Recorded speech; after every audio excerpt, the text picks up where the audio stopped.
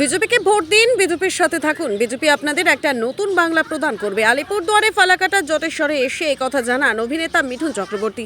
এদিন জটেশ্বরে আলিপুরদুয়ার লোকসভা বিজেপি প্রার্থী মনোজ টিকার সমর্থনে প্রচারে আসেন মিঠুন চক্রবর্তী।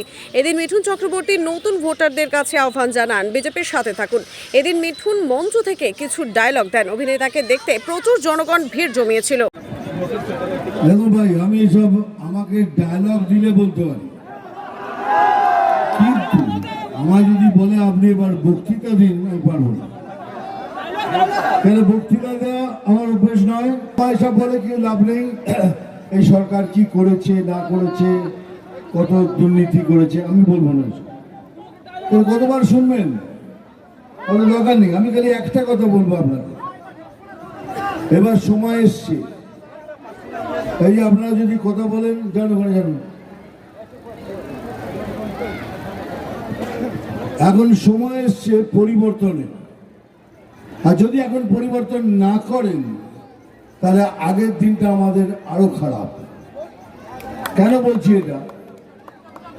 আমাদের এখন সব নতুন নতুন ভোটার্স এসছে, ছোট ছোট ছেলেরা।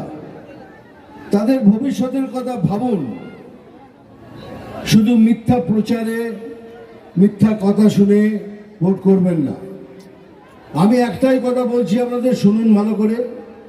বিজেপির 7 দিন, বিজেপিকে ভোট দিন। আমরা কথা দিচ্ছি কি সুন্দর বাংলা আপনাদের দান করব, প্রদান করব। এটাই মোদিজির গ্যারান্টি।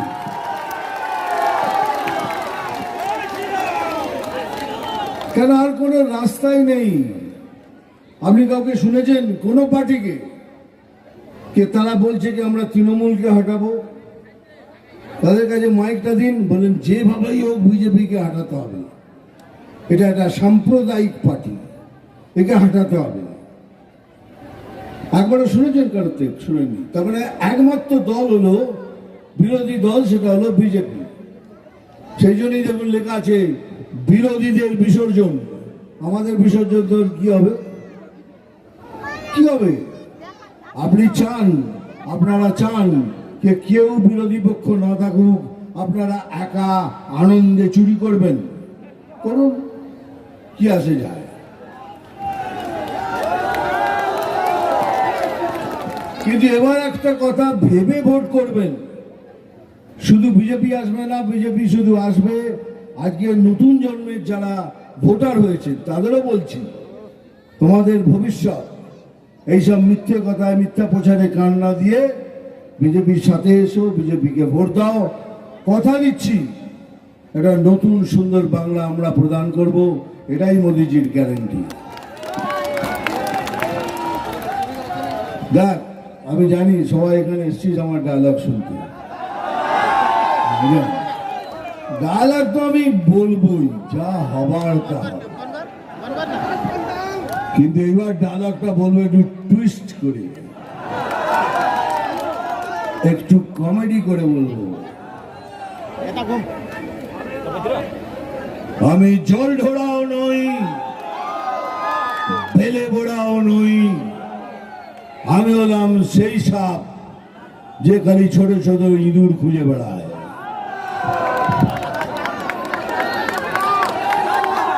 বললাম পুরো বলবো না, একটু কমেডি করে বলবো।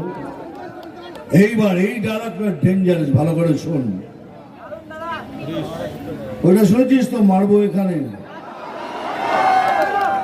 এবার এটা শোন, দাদা চিমটি কাটবো এখানে, আর জ্বলবে এখানে সেখানে তেখানে। ভালো হয়েছে কিনা? কে চিমটি কাটবো এখানে, আর লাল পিঁপড়ের মতো জ্বলবে এখানে সেখানে তেখানে। আর একটা নাম তুফান,